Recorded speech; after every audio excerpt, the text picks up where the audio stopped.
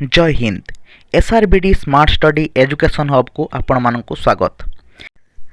जेमिति आमे समस्त जानिथिलु जे ओटीईटी रो जो एडमिट कार्ड टी अछि सेटा डाउनलोड करिवारे बा प्रिंट करिवारे प्रॉब्लम होतिला। सेटा जस्ट गोटे सेटिंग्स रे प्रॉब्लम थिला, तो सेटा देखंतु केमिति आपण एज यूजुअल डाउनलोड करि परिबे बा प्रिंट करि परिबे।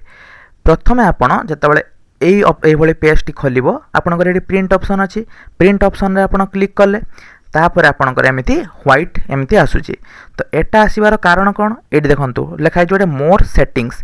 ठीक अच्छे, ये मोर सेटिंग्स रे आपण क्लिक कले तापर स्क्रॉल डाउन कर जो तल को आसबे तापर देखंतु लिखाई हेडर एंड फुटर आ बैकग्राउंड ग्राफिक्स।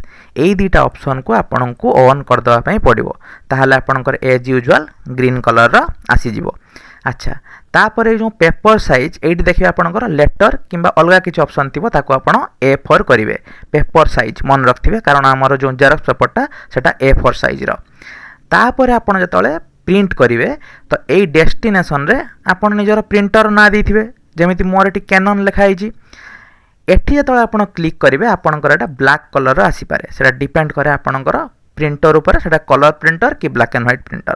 तो एथिरे कोनोसी प्रॉब्लम नहीं, आपण ब्लैक एंड व्हाइट प्रिंट नहीं गले भी कोनोसी प्रकार आपण को एग्जामिनेशन सेंटर रे प्रॉब्लम हबो नहीं। तो ता आपण एठी प्रिंट किंबा सेव जहाँ आपण करबा को चाहिए करि परिबे। किंतु गोटिए कथा, एई जो सेटिंग्स टी मो आपन को देखैली एटा ओनली लैपटॉप किंबा डेस्कटॉप रे ही हबो, आपण को मोबाइल रे या हबो नहीं। आशा करूची आपण को यथेष्ट इनफॉरमेशन देई सारिची। वर्तमान आपण इजीली डाउनलोड कर दियंतु एवं समस्त को exam pi all the best.